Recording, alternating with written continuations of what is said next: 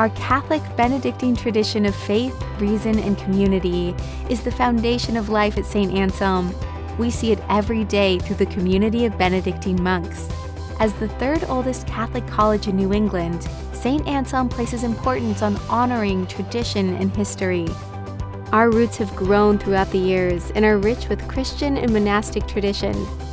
The monks have been an integral part of the Saint Anselm College experience since the beginning.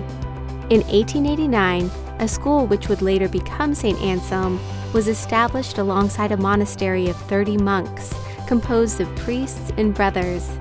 Today, this community of 28 still plays an active role in campus life. You might see them teaching in the classroom, cheering on the Hawks at a game, or joining in trivia night at the pub. They also work in college offices and, of course, pray and celebrate daily in the Liturgy of the Hours and the Liturgy of the Eucharist in the Abbey Church. Life as community members seeking peace and order was originally envisioned by Saint Benedict of Nursia. Saint Anselm College is guided by the values and principles of community, hospitality, respect, and stewardship, which all members of the Anselmian community, from a diversity of backgrounds and religious affiliations, are able to access as guides in their daily lives.